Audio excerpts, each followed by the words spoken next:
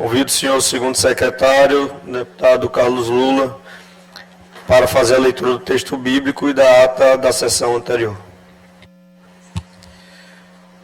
Portanto, agora nenhuma condenação há para os que estão em Cristo Jesus, que não andam segundo a carne, mas segundo o Espírito. Romanos, capítulo 8, versículo 1.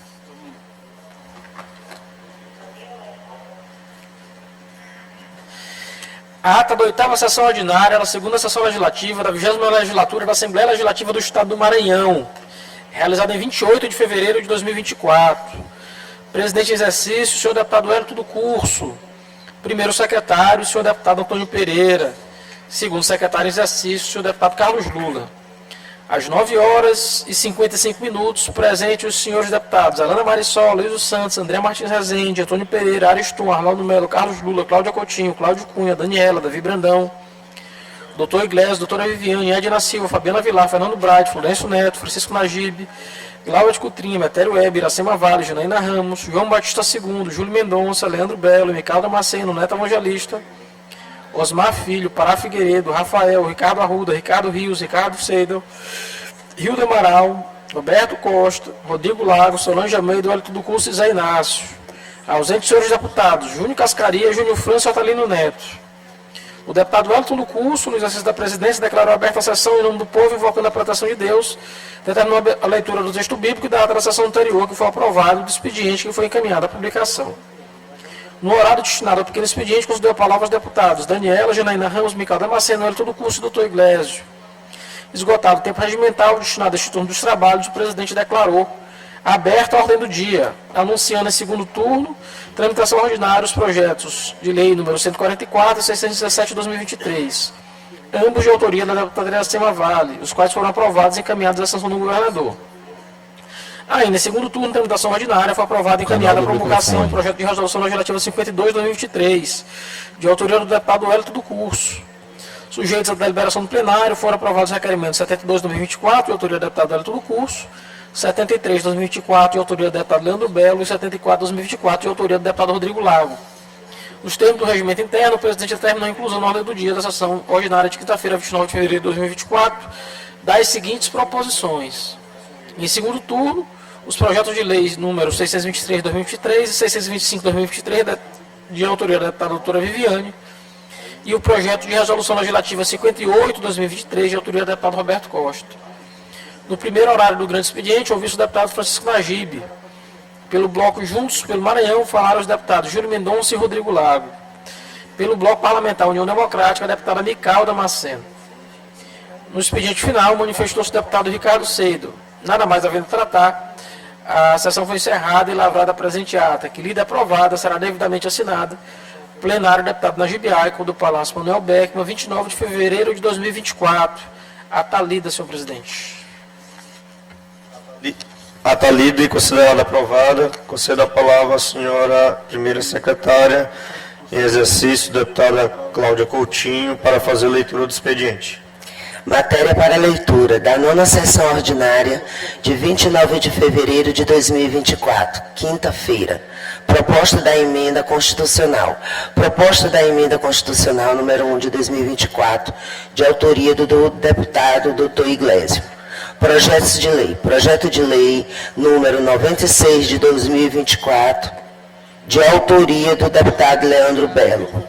Projeto de lei número 97 de 2024, de autoria do deputado Rafael. Projeto de resolução legislativa. Projeto de resolução legislativa número 13 de 2024, de autoria do deputado Dr. Iglesias. Projeto de resolução legislativa número 14 de 2024, de autoria da deputada Iracema Vale. Requerimentos. Requerimento número 076 de 2024, de autoria do deputado Júnior Cascaria. Requerimento número 77 de 2024, de autoria do deputado Osmar Filho. Requerimento número 078 de 2024, do deputado Leandro Belo. Requerimento 079 de 2024, de autoria da deputada Iracema Vale. Indicação número 237 de 2024, de autoria do deputado Júlio Mendonça. Indicação 238 de 2024, de autoria do deputado Ricardo Cedel. Matéria, expediente lido. Expediente lido e encaminhado à publicação. Oradores inscritos no pequeno expediente. Deputada Cláudia Coutinho, por 5 minutos, sem a parte.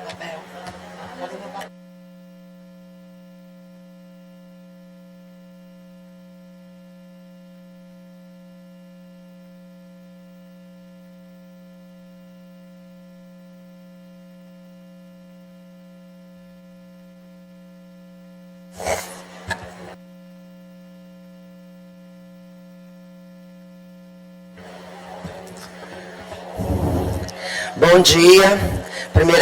Primeiramente agradecer a Deus, excelentíssimo senhor presidente, deputados, imprensa, funcionários, sinto-se todos cumprimentados e abraçados por essa humilde deputada que vos fala.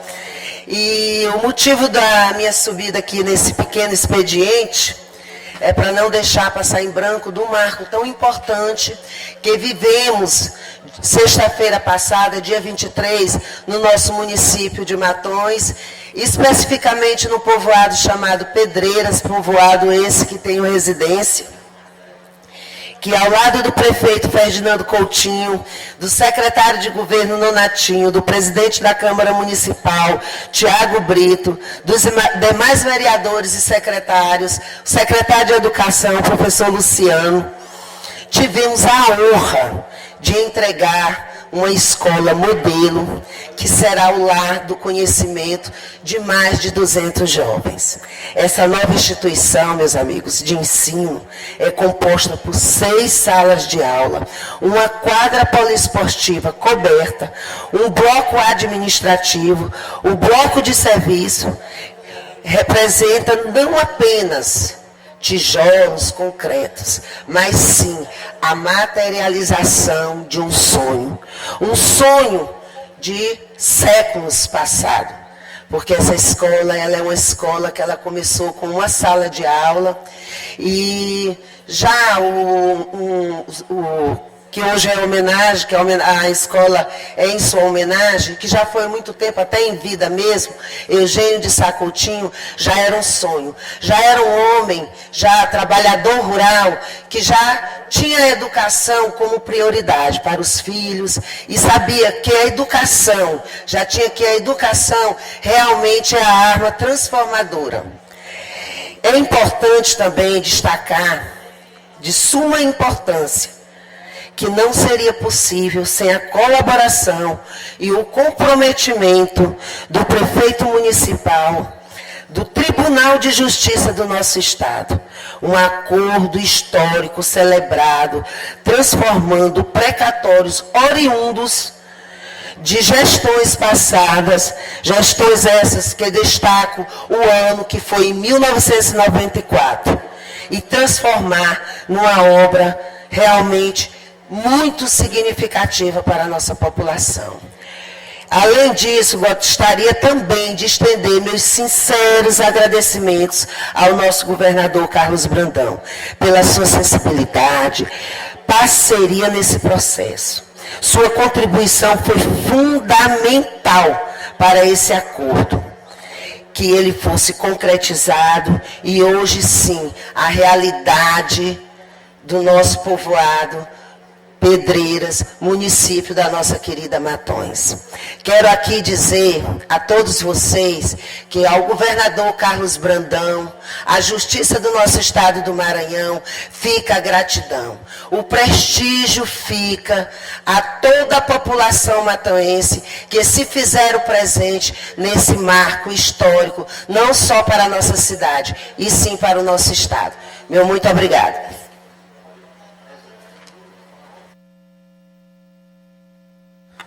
Deputado Carlos Lula, por 5 minutos, sem a parte.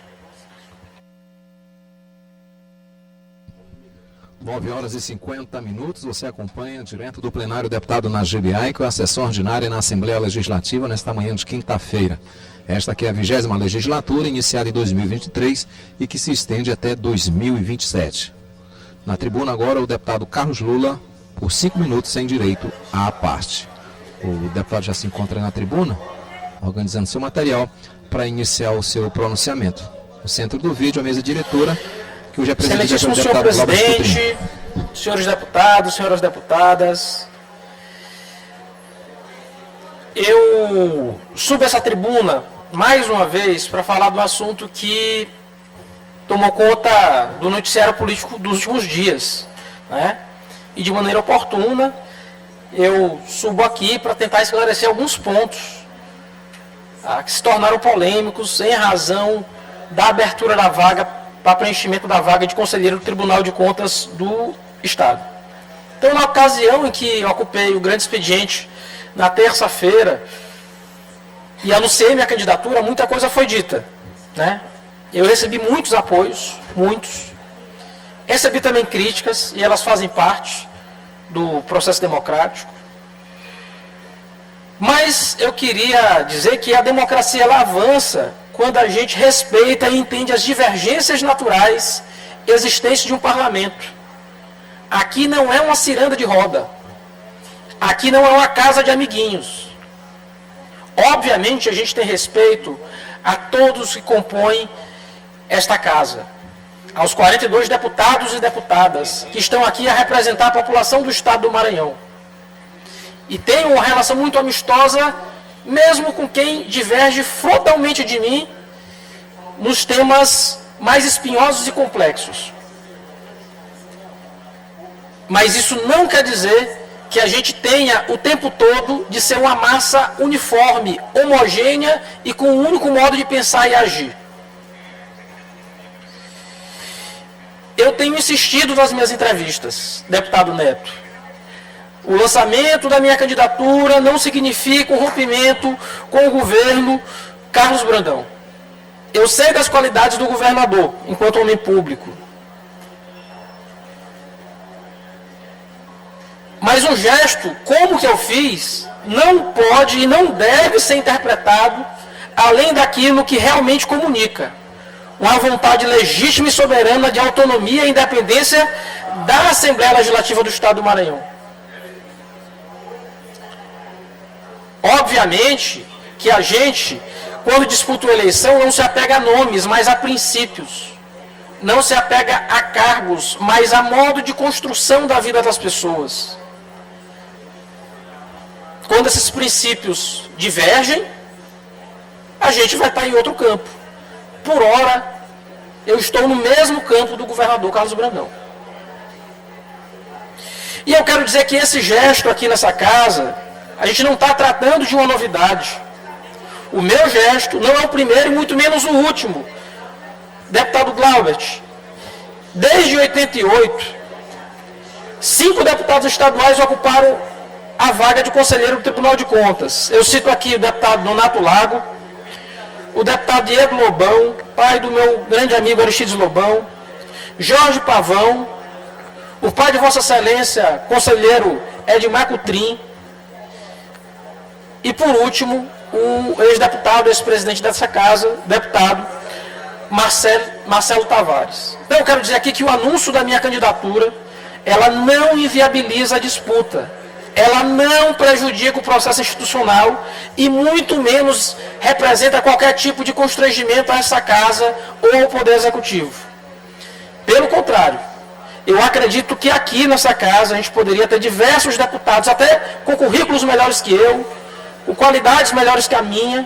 Eu posso citar aqui o deputado Ariston, o deputado Arnaldo Melo, o deputado Neto, o deputado André Rezende, o deputado Iglesio, que tem um vasto currículo, que vai da medicina ao direito. Eu podia citar vários. E era legítimo que alguém, eventualmente, se manifestasse. Eu tenho afirmado e reafirmado, já peço, presidente, um minutinho a mais para poder concluir meu raciocínio.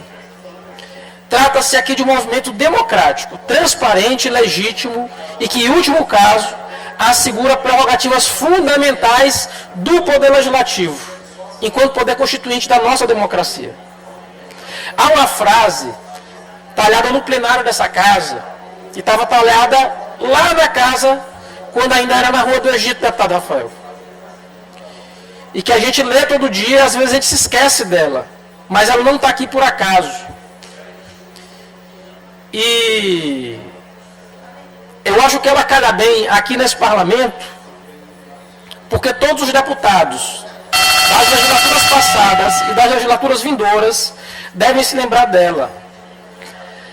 Não há democracia sem parlamento livre. Não há democracia sem parlamento livre. E se defender o parlamento maranhense, deputado Ariston, é equívoco, então eu não faço nada a não ser estar certo. Eu não faço questão de estar certo. Se defender o parlamento maranhense é um equívoco, deputado Najib, eu não faço questão de estar certo. Se garantir as prerrogativas do parlamento se configura como errado, eu não quero trilhar outro caminho.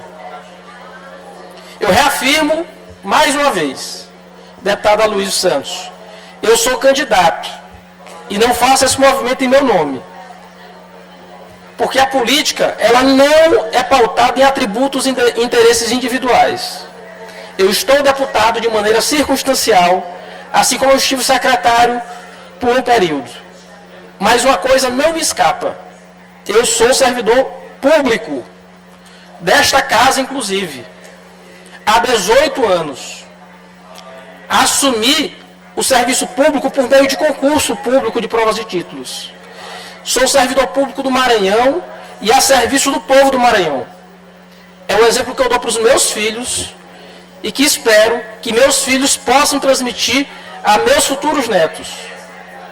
O caminho, o bom caminho da política, nem sempre é o mais fácil. Os anos de secretaria me ensinaram que é sempre mais difícil fazer o que é certo. E o que é certo nem sempre é o que é o mais simples. E eu tenho certeza que o caminho da política nem sempre ele é fácil. Mas tenho certeza que o caminho que trilhei é o caminho da justiça. Peço só que libere o microfone para o deputado Lula concluir, por gentileza. Só para repetir e já concluir, presidente. O caminho da política não é o caminho mais fácil, mas é o caminho da justiça. E Deus não há de faltar aos justos. Sigo candidato à vaga de conselheiro do Tribunal de Contas do Estado do Maranhão e tenho certeza que essa candidatura representa o espírito dessa casa. Obrigado. Deputada Mical, por 5 minutos, sem a parte.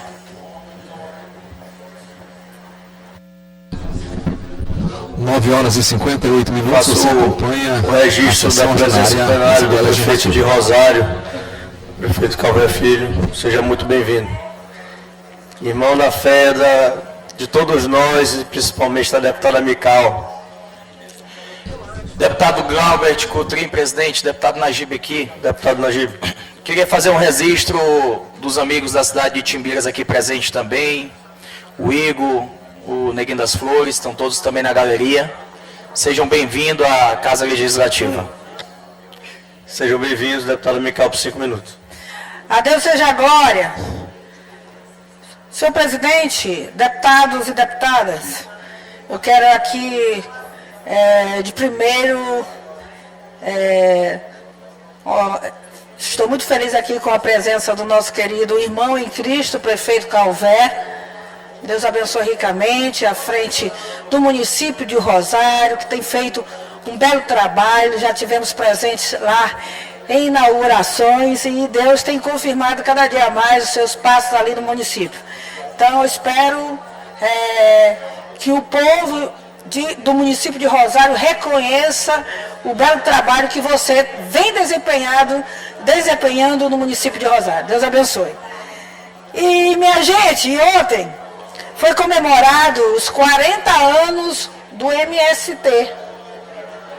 Não sei se vocês viram lá no Congresso Nacional, numa sessão solene lá na Câmara, 40 anos comemorando lá 40 anos do MST. Então são 40 anos invadindo terras. Era isso que eles estavam comemorando. 40 anos invadindo terra. Eu nunca vi uma sessão solene tão hipócrita, deputado Neto Evangelista, quanto essa sessão solene desse movimento criminoso MST. Eu vi ontem um vídeo interessante nessa sessão. Eles podem até não ter terra, como eles dizem, mas cada um usava um boné vermelho e um iPhone. Agora vê se pode. O cara lá diz que não tem terra, mas todos que estavam lá comemorando na sessão estavam com iPhone e com o bonezinho vermelho. Isso é de uma grande hipocrisia. E para finalizar, a deputada Maria do Rosário, aquela destrambelhada, falou o seguinte: o povo organizado tem respeito e sentido democrático. Que sentido democrático é esse? De invadir as terras e tomar de pessoas de bem?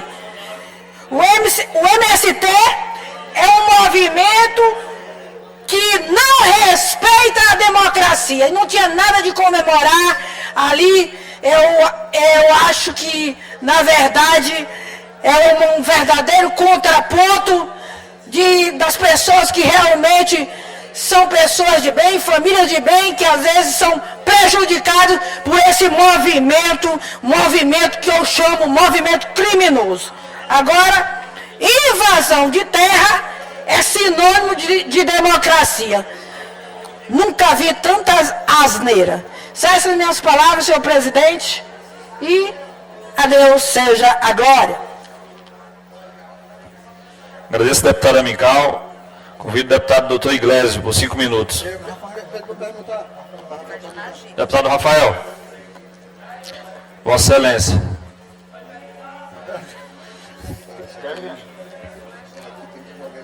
Deputado Najib.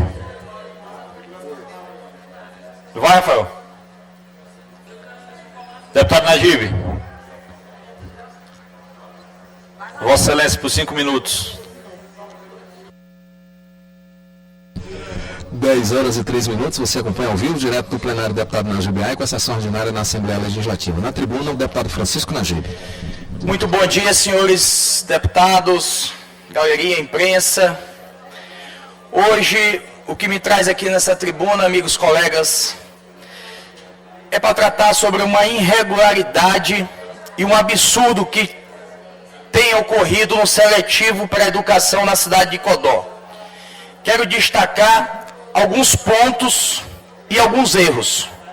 Afirmo que recebi todas essas informações da classe dos professores do município de Codó, que foram prejudicados pela irregularidade no processo que nada tem de transparência. Eu queria, deputado Rafael, deputado Wellington do Curso, que são os presidentes das comissões de educação aqui da casa, atentar bem. A cidade de Codó é uma cidade grande, uma cidade que eu tive a oportunidade de ser prefeito, e lá, na área da educação, eu posso ter orgulho de dizer que obedeci o aumento do piso determinado por lei. No último ano, chegamos a dar 12,84% de aumento do salário dos professores. E olha que em 2020, quando deixei de ser prefeito, o nosso orçamento e a nossa receita na área da educação era apenas de 110 milhões. Com esse recurso, conseguimos concluir 5 creches do FNDE. Junto com o ex-governador Flávio Dino, entregamos 7 escolas dignas em povoados bastante isolados, onde a população se achava esquecida. Compramos, com o recurso do precatório, mais de 20 ônibus, nucleamos, os ônibus eram do FNDE, padrão FNDE, para transportar as crianças, principalmente na zona rural, onde existia a escola de taipa, e transformamos para nucleação, colocando num centro de escolas seriadas, tirando as multisseriadas, aquelas escolas onde um professor dá aula do 1º ao 5º ano. Tiramos essas escolas para colocar as escolas de série única. Construímos o Liceu Codóense, fizemos o maior programa de alfabetização, que é o Alfabetiza Codó, que deu o mérito, o orgulho da nossa gestão, onde nós saímos De 2016 nós saímos da posição 172 no IDEB, para 2020 chegar na posição 55ª, sendo aí os 55 a nível de estado. Esses fatos, tudo feito por praticamente 110 milhões ano, que era o orçamento que tinha. Hoje, em 2024, a previsão do orçamento é de 224 milhões e 860 mil reais para o gestor municipal gerir a educação. E atentar bem, deputado Rafael, aos fatos que eu queria também protocolar à casa, na comissão de educação, esses pontos importantes. A professora destacou, os professores, que não foi feito o check-in. Os candidatos inscritos não receberam nada que comprovasse a entrega de documentos. Segundo erro, a falta de transparência no resultado, pois não saiu a lista nominal dos candidatos, apenas o número de inscrição. Isso dificulta eles identificar a sua posição. Após a votação aprovada, não houve publicação da lista de excedentes, abrindo margem para contratação arbitrária. O que é isso? Aqui tem um exemplo.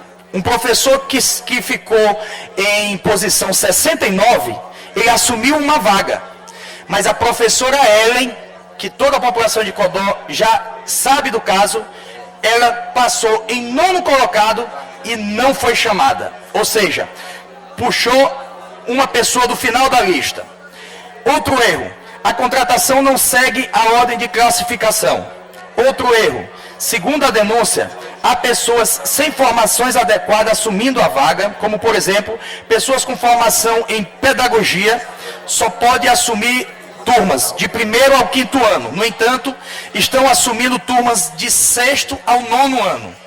Outro erro, o edital dispôs de 80 vagas, mesmo já tendo sido declarado pela SEMECTI, em 2023, foram chamados 1.271 seletivados. No entanto, já lotaram mais de 300 e no caso são os indicados praticamente, e assim é deduzido, os indicados politicamente e não pela sua qualificação. Mais um minuto, senhor presidente. Pode concluir, deputado. A indicação política na educação desmerece os professores por sua formação e competência. Isso afeta a qualidade de ensino. Isso é sério, senhores deputados. E aqui eu peço a comissão, eu peço o Ministério Público que haja, que investigue. Os professores estão sendo penalizados. Já começa o mês de março, segunda-feira, e até agora 0 de aula na cidade de Codó. Nós temos, não é cancelar o seletivo, é auditar o seletivo, porque as crianças não podem ser mais penalizadas por esse tempo de não estar na escola, e os professores não podem ser penalizados com mais de 3 meses sem salários, os professores seletivados. O salário do seletivo está sendo pago também abaixo do piso. Isso é uma denúncia grave e a prefeitura não está realizando o concurso público. Lembro-me bem que em 2020 fiz o concurso público e até hoje não foi chamado nenhum aprovado do concurso que fiz em 2020. Registro aqui essa denúncia séria, que precisamos fazer justiça e fazer com que aqueles professores que estudaram, se capacitaram e se prepararam possa dar aula e contribuir com um ensino de qualidade e melhorar o IDEB. Já saímos do número 172 na minha gestão para o número 55. Precisamos fazer mais. Vamos estar vigilantes. Meu respeito e carinho a todos os professores, os envolvidos, os prejudicados e aqueles que esperam de nós as políticas públicas. Meu muito obrigado.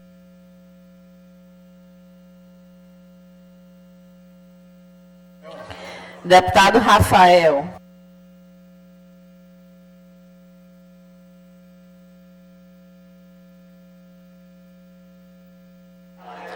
Presidente Iracema, senhoras e senhores deputados, telespectadores das nossas plataformas digitais e imprensa.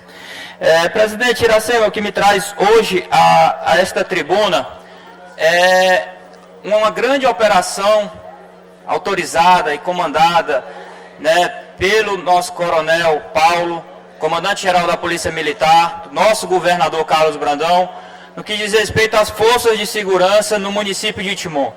Nos últimos dias, infelizmente, a nossa cidade tem sido amedrontada por uma guerra infeliz entre facções criminosas e que abala toda a nossa sociedade. Mas o governador Carlos Brandão é muito sensível a essa política, inclusive não tem medido os esforços para que a gente possa amenizar e trazer a sensação de segurança para a nossa cidade.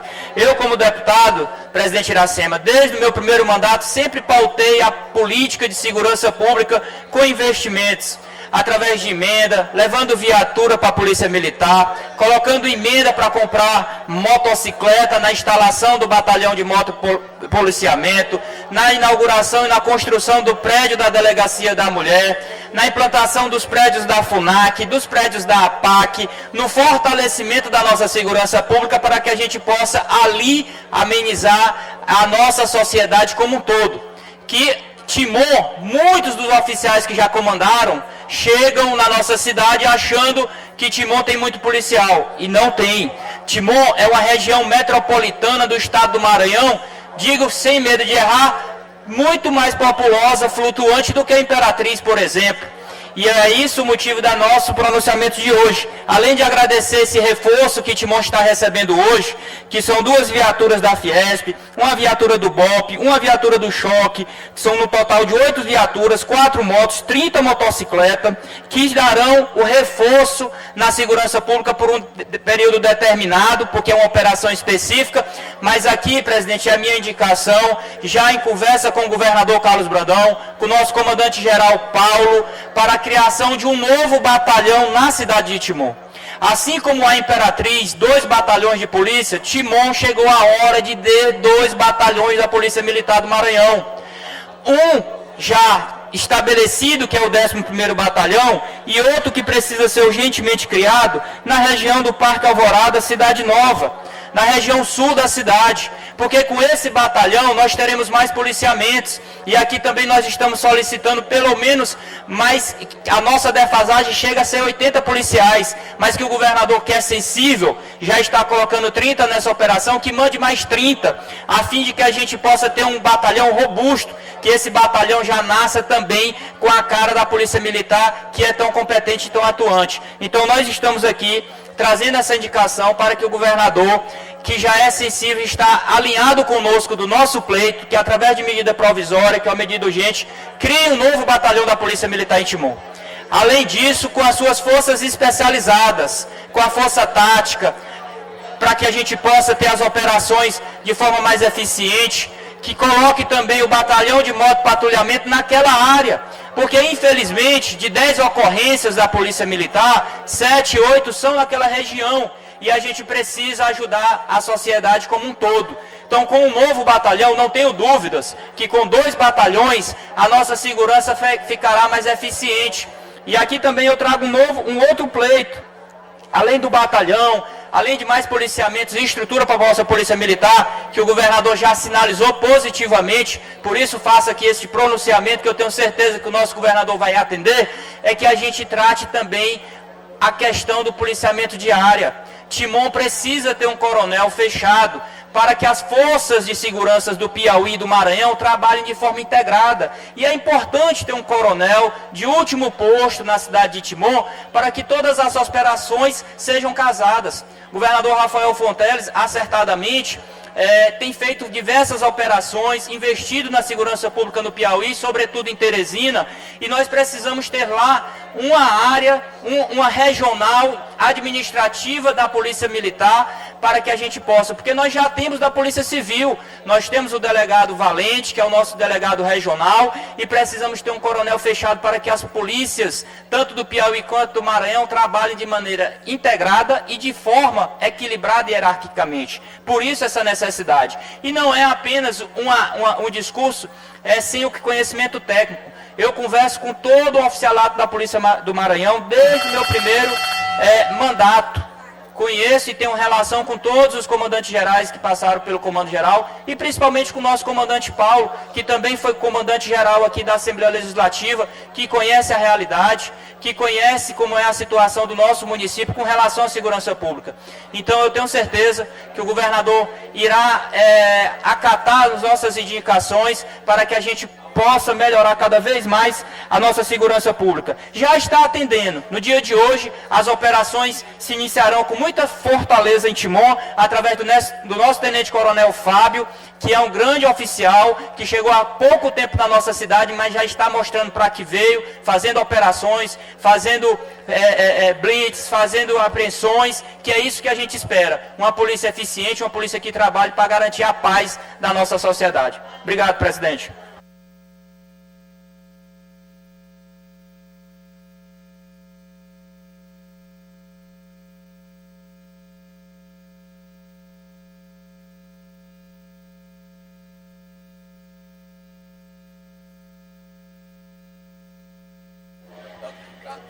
Senhoras e senhores deputados, chamo a deputada Viviane por 5 minutos sem direito à parte para a tribuna.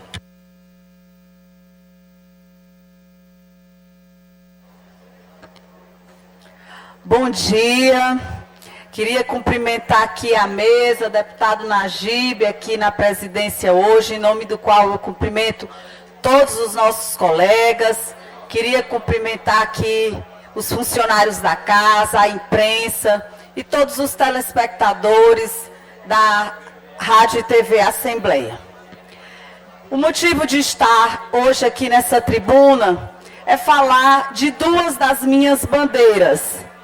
Uma delas é a saúde e dizer que estou muito honrada desse ano presidir a Comissão de Saúde, dar continuidade ao brilhante trabalho que o deputado Florencio exerceu no ano passado, agradecer aos colegas deputados a confiança, né, de estar na presidência de uma comissão tão importante e dizer assim que saúde sempre foi uma das bandeiras, porque a gente tem um case de sucesso na cidade de Balsas sobre saúde. E um dos avanços que a gente teve na saúde foi praticamente zerar as filas de cirurgias naquela cidade, onde o prefeito Eric faz vários mutirões, e esse ano, todo sábado, vai ter um mutirão de saúde para que essas filas não voltem a ocorrer. E no último final de semana que eu estava lá, a gente teve 4 dias de mutirões de catarata e de pterígio, que praticamente zerou a fila desse tipo de cirurgia na nossa cidade. Esperamos que as pessoas que ainda precisam desse tipo de cirurgia procure a Secretaria de Saúde para que a gente realmente, no futuro bem próximo, já possa avançar mais. Então, agradecer que, como médico, realmente o nosso prefeito Dr. Eric fez a diferença na saúde, continua fazendo na nossa cidade de Balsas. A segunda bandeira aqui, eu quero fazer alguns convites para os nossos colegas deputados, é sobre o desenvolvimento econômico. A gente já está com a construção da Impasa, a primeira agroindústria do sul do Maranhão, a todo vapor, o que tem gerado muita renda e muito emprego para a nossa cidade e nossa região. E eu estive ontem na UFMA, pedindo também para que a gente consiga, vou também na UEMA, no IEMA, cursos para que a gente tenha qualificação adequada para essas empresas que se instalam na nossa cidade. Como, por exemplo, o curso de engenharia química, o curso de engenharia agrícola, que com certeza é o potencial da nossa cidade. Além disso, gente, a gente teve uma informação ontem, foi lançado pelo SEBRAE, pela primeira vez também no sul do Maranhão, a Feira do Empreendedor vai ocorrer neste ano na nossa cidade, de 27 a 30 de junho. Dia 11 de março vai ser oficialmente lançada essa feira, com todo o apoio da Prefeitura de Balsas, porque a gente sabe, a gente só consegue diminuir as desigualdades do nosso estado, das nossas cidades, investindo, atraindo investimentos e investindo também na qualificação e no empreendedorismo. E isso a gente tem muito orgulho de falar, que Balsas realmente é uma cidade que despontou no cenário do Maranhão como uma das cidades que mais investiu, que mais plantou para se colher desenvolvimento. Todos lá falam que realmente existe uma Balsas antes e outra depois dessa gestão séria e desenvolvimentista, essa revolução que aquela cidade tem passado nos últimos anos. E por último, e bem importante, meus colegas deputados, todos que estão aqui presentes, imprensa, quero convidar vocês para a maior feira agrícola que tem na nossa região, que é a Agrobalsas, que esse ano vai ser realizada do dia 13 ao dia 18 de maio. E no dia 15, os colegas deputados que quiserem estar presentes, já está confirmado, só mais um minuto, já está confirmada a presença de 2 ministros e com a possibilidade de vir mais pessoas do governo federal. E eu tenho certeza que essa casa, assim como no ano passado, minha querida presidente Iracema, vai estar presente também, boa parte dessa casa, para conhecer, para ver de perto a pujança da Agrobalsas. Então vai ser do dia 13 a 18 de maio e o dia 15 já confirmado. O nosso querido ministro do Esportes, André Fufuca, já confirmou presença dia 15. O ministro da Agricultura também. E eu vou contar aqui para vocês, sempre em primeira mão, quem mais for presente, quais mais as autoridades vão estar presentes, talvez a presença também do vice-presidente Geraldo Alckmin. Então, quero convidar vocês, meus colegas, para não deixarem de ir, me falarem com antecedência, porque a gente já vai tentar fazer, já existe uma lotação na rede hoteleira da cidade nesse período. Então, não deixem de ir e acompanhar de perto essa feira e ver também o caminho próspero que a nossa cidade, a nossa querida Balsas e região tem trilhado nesses últimos anos. Um grande abraço a todos, eram essas minhas palavras.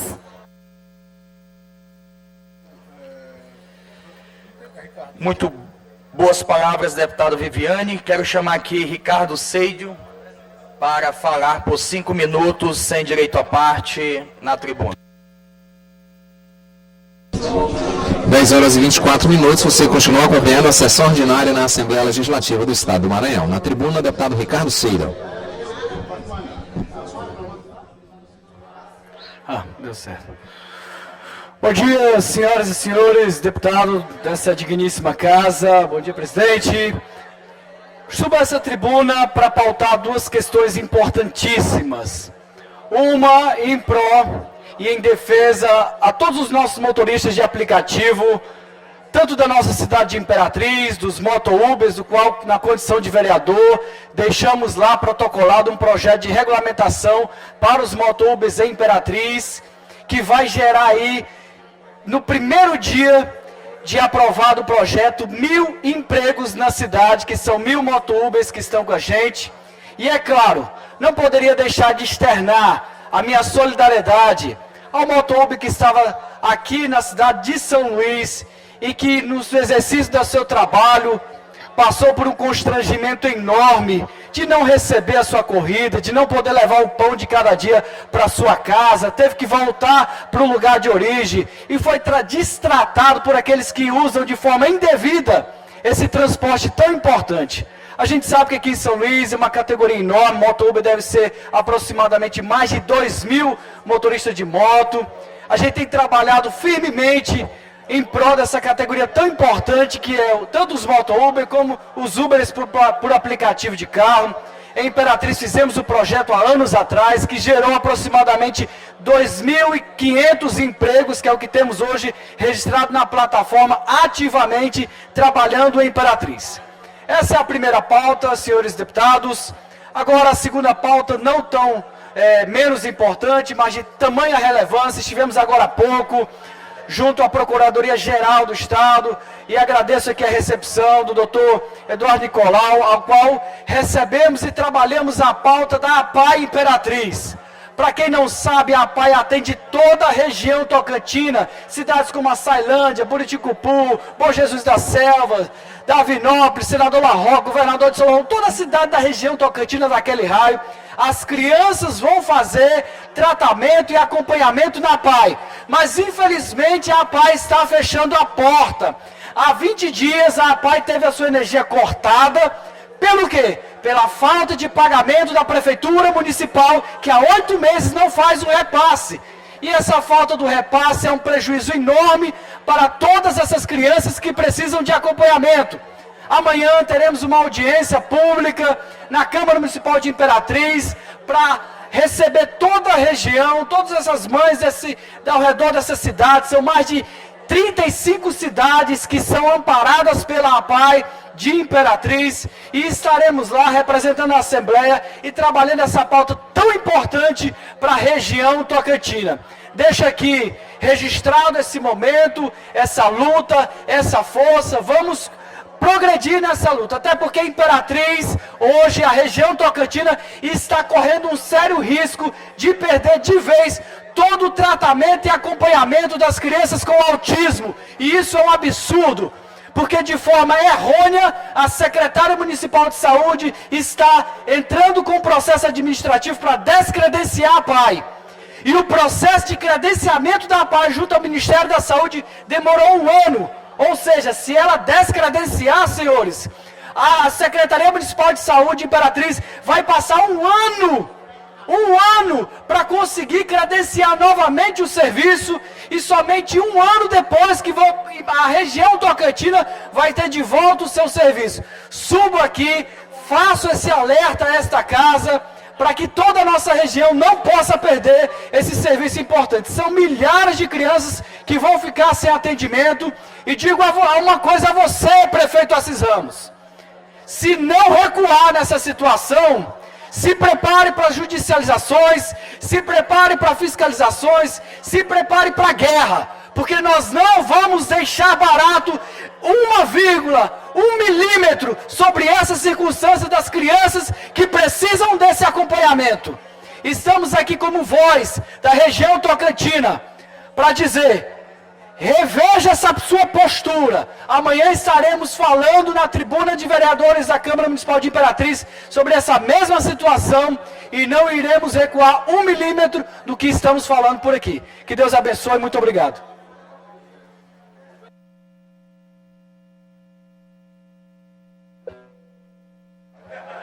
Com a palavra, o deputado Dr. Iglesio, por até 5 minutos, sem direito à parte.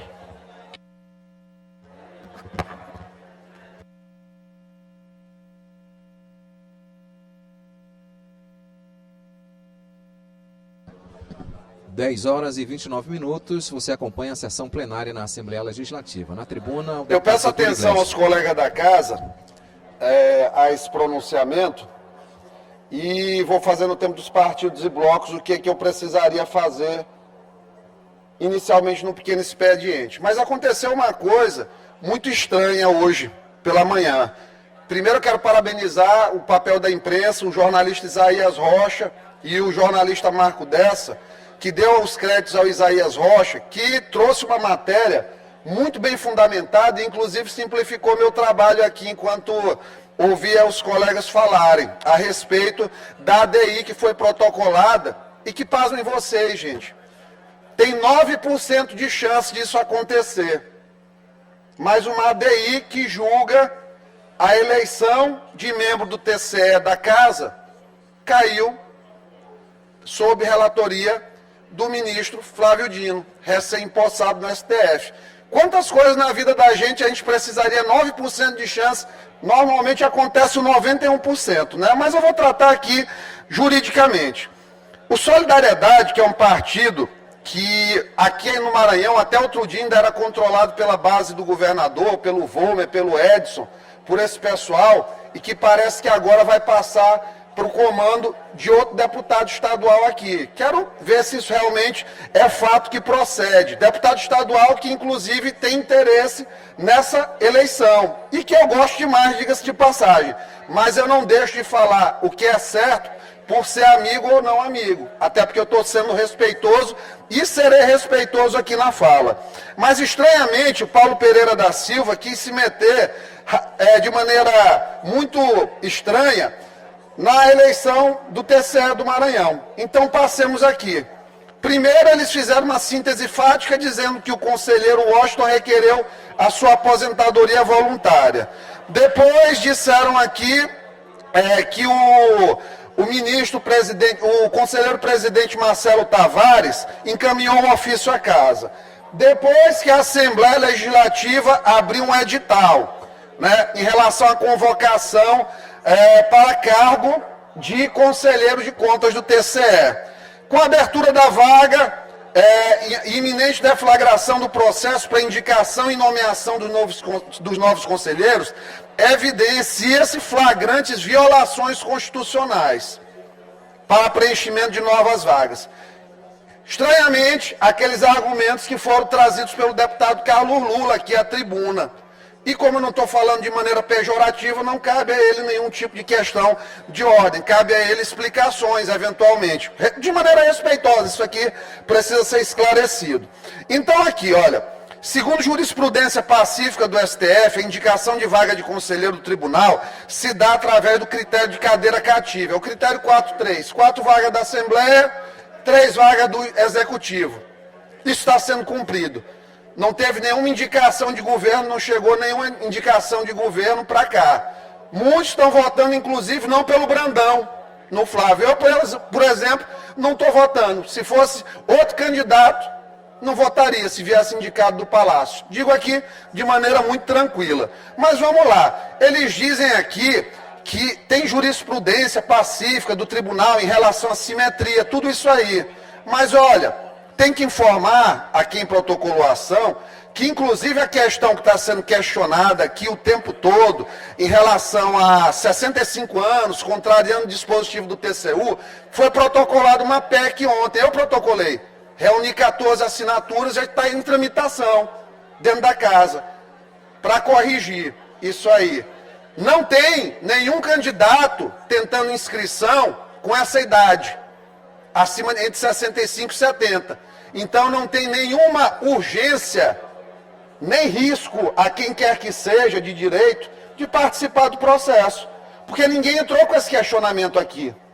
Então não tem risco. Isso aqui já vai eliminando o pensamento de por que conceder uma medida liminar numa decisão da casa, num procedimento de uma casa legislativa.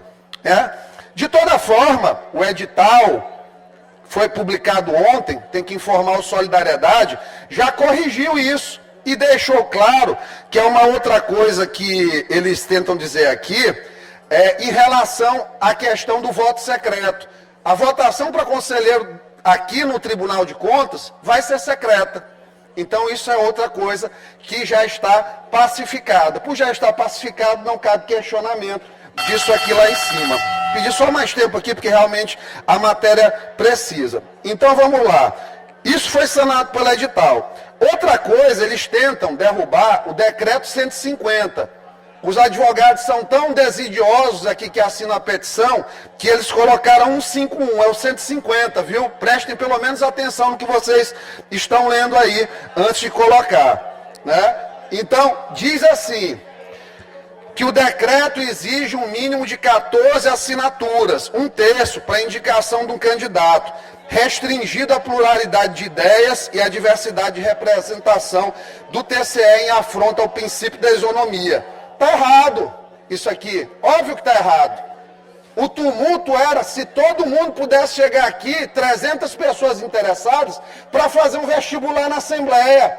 Isso aí tumultuaria a casa. né? Quando a população vota em mim, ela está me otorgando um direito de ver quem são as pessoas que têm condição de ser conselheiros ou não. Então, diz aqui de maneira completamente inepta que tais regras de composição estão violentando de maneira clara e frontal o texto da Constituição.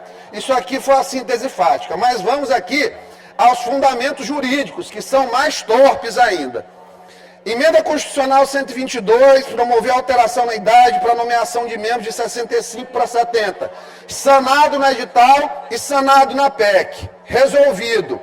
Sendo certo que a alteração do texto ocorreu, tarará, sanado. Tudo sanado aqui, até o 16 da peça, sanado com a PEC. 17, também sanado, em relação à idade, em relação ao objeto da demanda, também. Não tem nem que ser analisado.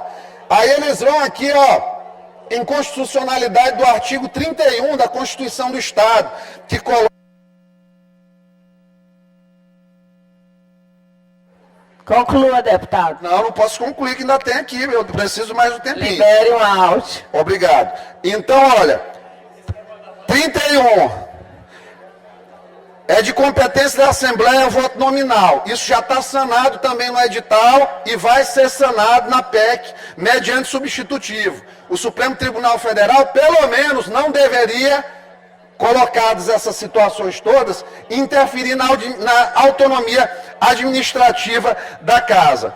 A Constituição, no artigo 52, inciso 3, lá, diz que o processo se dará por votação secreta. Isso está sanado no decreto legislativo de 1990 da Assembleia. Lá diz, escrutínio secreto. Então não há inconformidade, então não há de se falar em inconstitucionalidade do mesmo, se o que eles querem é derrubar o decreto. Aí do 22 ao 26, eu não vou nem ler, porque é linguiça realmente aqui que eles encheram a petição.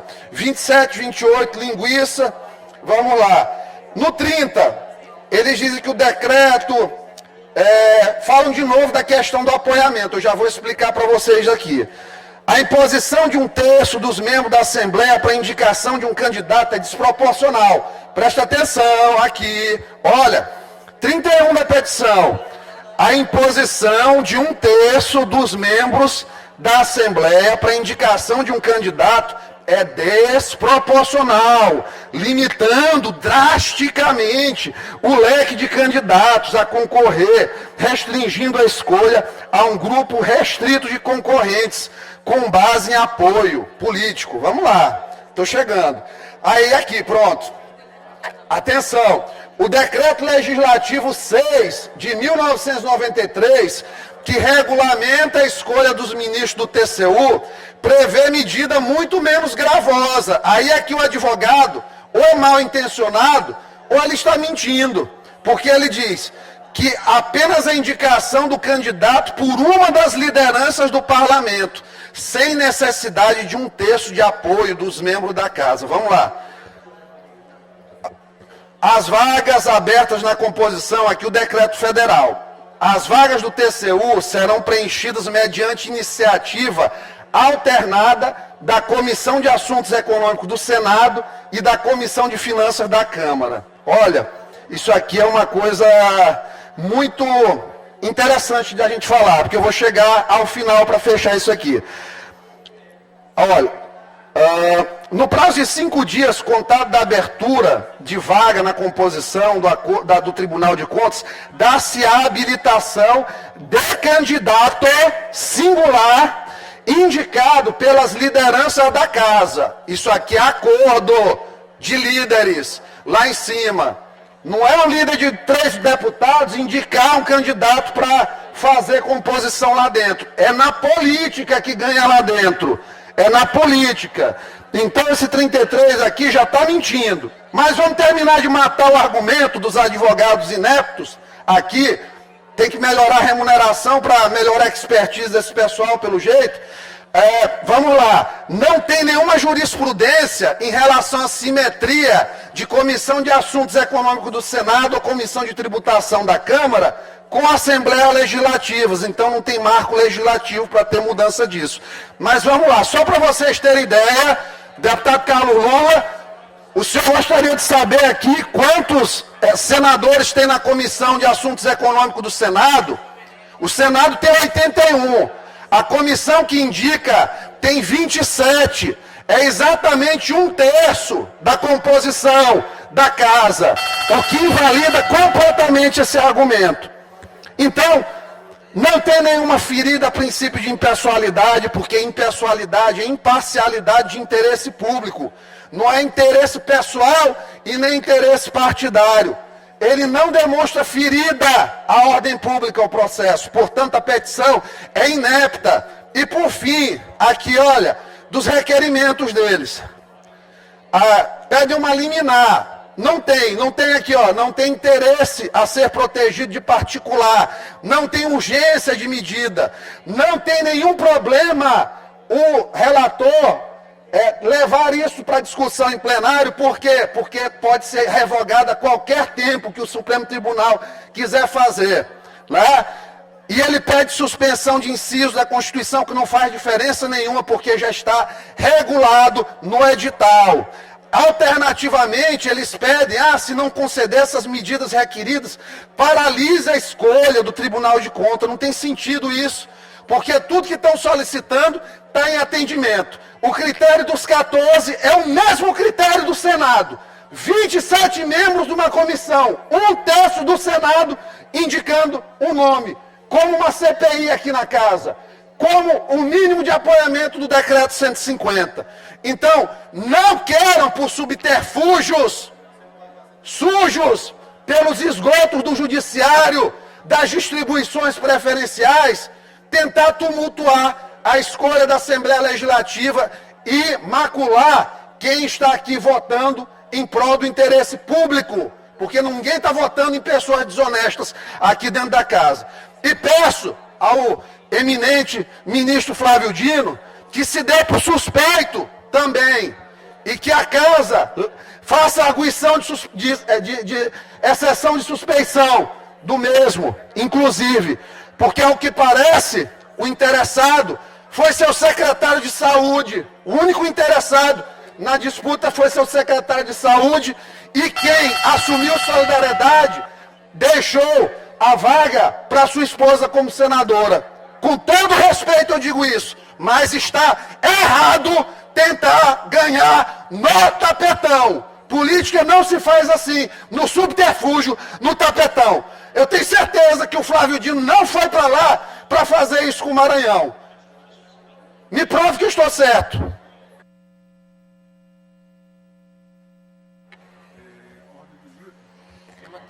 Vamos passar para a ordem do dia. Presidente,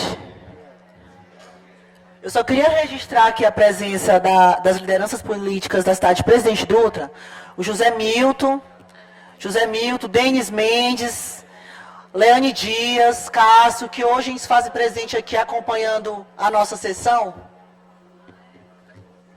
É um prazer recebê-los, viu, deputada? Ainda mais anunciados por Vossa Excelência, que eu tenho certeza que tem um grande projeto para aquela cidade e conta com o nosso apoio. Então, sejam todos bem-vindos, bem acolhidos aqui na casa. Obrigada, presidente. Minha presidente. Deputada Mical. Eu quero apenas registrar aqui que eu recebi um e-mail. Eu estou tão feliz que eu quero compartilhar com os colegas da comunidade judaica aqui no estado do Maranhão. Dizendo assim, com orgulho vimos teu gesto de apoio ao nosso povo judeu. Nós somos uma comunidade judaica no Maranhão e juntamente com os nossos irmãos judeus espalhados pelo globo, queremos investir e viver no estado do Maranhão. Nós queremos contar com a tua ajuda para que nossos investimentos possam realmente dar certo e não venham a ser apropriados e roubados por pessoas desonestas e que odeiam o nosso povo. Por isso, precisamos de tua ajuda. E assim, recebi esse e-mail, estou muito feliz, presidente, da comunidade judaica. Deus abençoe ricamente a todos que moram aqui, que residem aqui no estado do Maranhão. A Deus seja a glória. Parabéns a Vossa Excelência, deputada. Vamos passar a ordem do dia. Projeto de lei número 623 de 2023, de autoria da deputada doutora Viviane, que instituiu agosto dourado no estado do Maranhão, com parecer favorável da Comissão de Constituição, Justiça e Cidadania, relator, deputado doutor Iglesio. Em discussão, em votação, os deputados e deputadas que aprovam permaneçam como estão.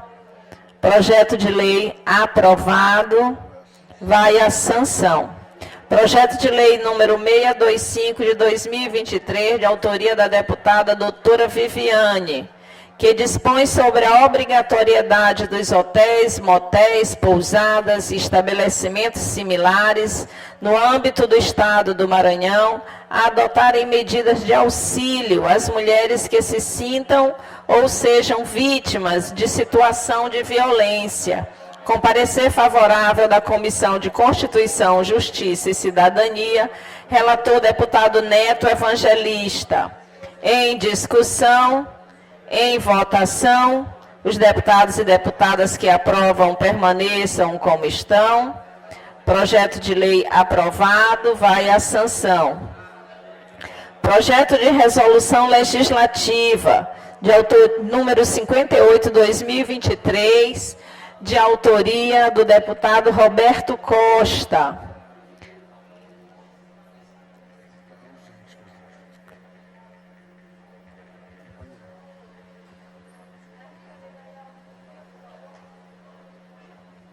Deputado Roberto Costa está ausente, vamos transferir para a próxima sessão. Projeto de lei. É encerrado, então, a ordem do dia. Comunico aos senhores deputados e deputadas que será realizada às 11 horas de hoje, sessão solene para entrega do título de cidadã maranhense à senhora Sueli Feitosa, uma proposição do deputado Neto Evangelista.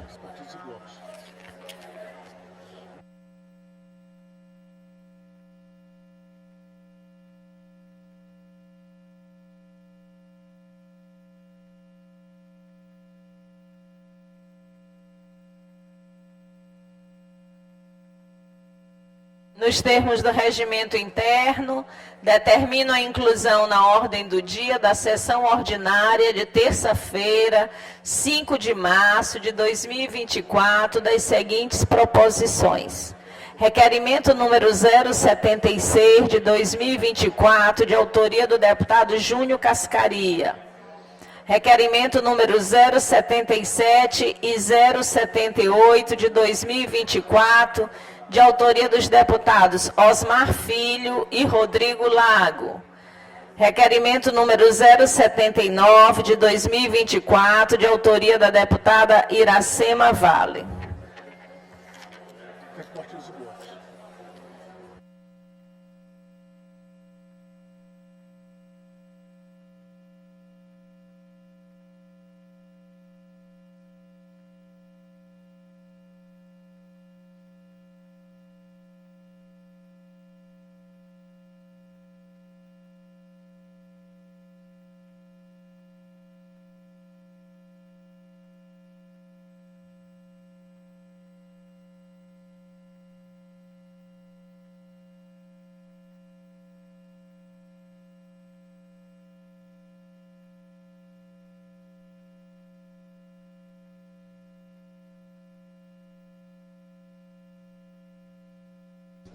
Dez horas e 49 minutos, você continua acompanhando. Como não é inscrito no grande expediente, nós vamos passar o tempo dos blocos parlamentares. Tempo dos blocos? É, tempo dos blocos. Só para falar do negócio da PM.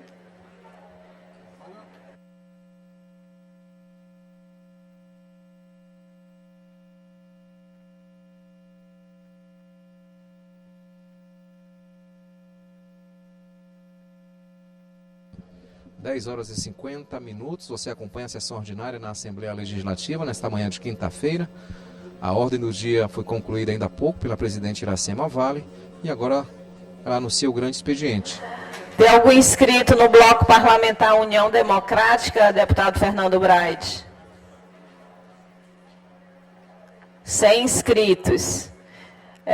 Tem alguma inscrição no bloco parlamentar Juntos pelo Maranhão? Deputado Davi Brandão.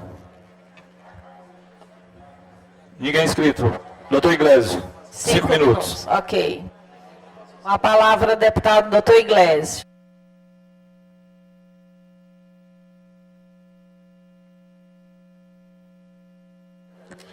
Bom dia a todos. Eu subo aqui à tribuna hoje para conversar com os militares e bombeiros do Maranhão, Polícia Militar e os bombeiros. Hoje eu conversei com o Coronel Paulo pela manhã, tive a notícia também que no Corpo de Bombeiros a mesma coisa, e felizmente o governo retrocedeu na questão da retirada das refeições que eram fornecidas aos policiais. Isso foi uma medida acertada, tendo em vista que o parecer da Procuradoria-Geral do Estado, completamente desconectado da realidade e, pelo que eu soube, o governador está prestes, inclusive, a mandar uma medida provisória para casa para sanar. Então ele acerta na medida que faz isso. E peço a ele que tenha também mais atenção em relação a quando essas coisas chegarem de pessoas que tenham apenas a vivência jurídica. É preciso dialogar com as classes afetadas antes de uma medida como essa. Reforço aqui o meu pedido de equiparação do auxílio alimentação, que hoje está em R$ 400, para R$ 800, que seja equiparado da Polícia Civil, independente da questão da refeição dentro do ambiente de plantão, de trabalho. Digo isso porque a profissão de militar, e hoje que sou acompanhado por policiais militares da casa, vejo isso ainda de maneira mais direta, é uma profissão de altíssimo desempenho físico, de atenção total, e que é necessário que a nossa PM tenha condições de ter uma alimentação digna e diferenciada em relação a várias profissões, por conta da necessidade de reflexos rápidos, responsabilidade e força física diferenciada. Falo também com os aprovados no concurso da polícia que estavam no cadastro de reserva, que estão muito preocupados em relação às datas. Hoje eu conversei com o comando da Polícia Militar, o curso deve começar no início de abril.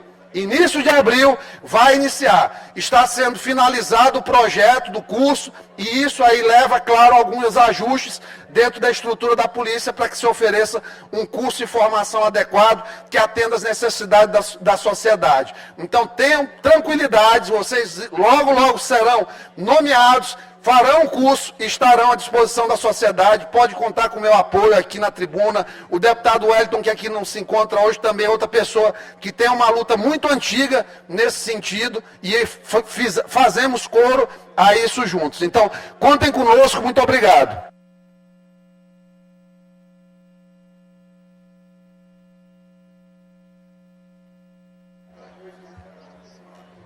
Tem algum inscrito no bloco parlamentar Unidos pelo Maranhão, deputado Glaubert?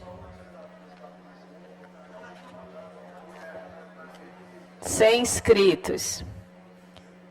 No expediente final, não tem inscritos. Só um minuto.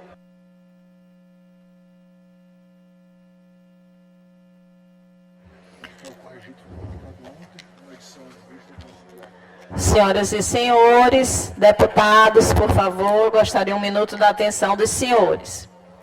Nós estamos em processo de escolha do membro do Tribunal de Contas do Estado e eu quero, apesar de já ter publicado no Diário da Assembleia, ler para os presentes o edital. Nós somos provocados oficialmente pelo deputado Carlos Lula, pelo deputado, primeiramente até pelo deputado José Inácio, sobre alguns pontos e o setor jurídico da casa resolveu republicar o edital da seguinte forma. A presidente da Assembleia Legislativa do Estado do Maranhão, no uso de suas atribuições constitucionais e regimentais, considerando o artigo 73, parágrafo 1º da Constituição Federal, que se trata de norma de reprodução obrigatória, considerando a vacância do cargo de conselheiro do Tribunal de Contas do Estado do Maranhão, em face do comunicado de aposentadoria do conselheiro Joaquim Washington Luiz de Oliveira, conforme ofício número 30 de 2024, e considerando o disposto no artigo 31, combinado com o artigo 52 da Constituição do Estado do Maranhão, resolve: 1. Retificar o edital de abertura de inscrição ao cargo de conselheiro do TCE, publicado na edição 035 de 2024 do Diário da Assembleia Legislativa do Estado do Maranhão. 2. Abrir, no período de 5 dias, nos termos do artigo 312 do Regimento Interno da Assembleia Legislativa do Estado do Maranhão, o prazo para os interessados se inscreverem para a escolha pela Assembleia Legislativa do nome para preencher o cargo vago de conselheiro do Tribunal de Contas do Estado do Maranhão. 3. Estabelecer que os interessados deverão requerer a inscrição em petição apresentada no protocolo desta Assembleia Legislativa, dirigida à presidência desse poder, nos horários compreendidos entre 8 e 17 horas. 4. Estabelecer que a petição do interessado deverá ser instruída com seu currículo, municiado com todos os documentos comprobatórios das afirmações constantes no mesmo, ficando estabelecido, inclusive, que estes documentos somente serão considerados se forem apresentados em vias originais ou cópias autenticadas. 5. Esclarecer que o interessado em disputar o cargo de conselheiro deve atender aos requisitos do artigo 73, parágrafo 1º, 1, da Constituição Federal, combinado com o artigo 52, parágrafo 1º da Constituição Estadual, contar com mais de 35 e menos de 70 anos de idade, ter idoneidade moral e reputação ilibada, ostentar notórios conhecimentos jurídicos, contábeis, econômicos e financeiros ou de administração pública, bem como comprovar mais de 10 anos de exercício de função ou de efetiva atividade profissional, que exija os conhecimentos nas áreas acima mencionadas, bem como obedecer ao disposto do Decreto Legislativo número 151/90. A convocação da sessão pública extraordinária da Assembleia Legislativa se dará no prazo de 48 horas após a arguição pública dos candidatos inscritos para o fim especial de que seja promovida a escolha dentre os candidatos considerados aptos. Assembleia Legislativa do Estado do Maranhão, 28 de fevereiro. Foi publicado no diário de ontem.